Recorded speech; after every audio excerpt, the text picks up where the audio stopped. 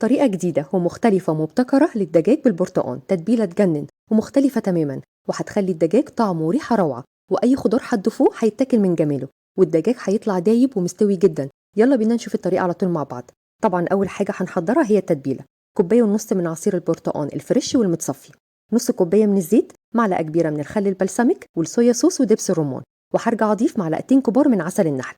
هضيف كمان معلقة كبيرة من بشر البرتقال ومعلقة كبيرة من بشر الليمون ومعلقة كبيرة من عصير الليمون. هضيف كمان التوابل الحلوة جدا والبسيطة اللي هكتبها لك، روزماري فريش ومعلقتين كبار من معجون الطماطم، واقلب التتبيلة كويس جدا. اجيب صينية واحط فيها كده شرايح من البرتقال الكمية اللي انتوا عاوزينها، بس انا كترت منه لان طعمه بيبقى حلو جدا. هضيف كمان جزر انا مقشراه، فصوص من الثوم، اعواد من الروزماري، واضيف كمان الدجاجة اللي انا غسلاها كويس جدا بالمحلول الملحي. احط كده التتبيله واعمل لها مساج حلو جدا من فوق ومن تحت ومن جوه. احط كده جوه الدجاجه شرايح من البرتقال والجزر، اقفل رجليها بالخيط الحراري وادبس كده الجوانح بالاعواد الخشبيه.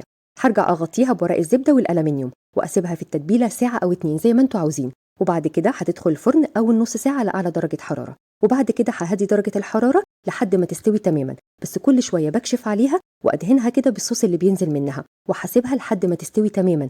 مش قادرة أوصف لكم الدجاجة اللحمة بتاعتها دايبة قد إيه وطعمها حلو قد إيه. قدموها مع الرز البسمتي. بألف هنا وشفا وباي باي.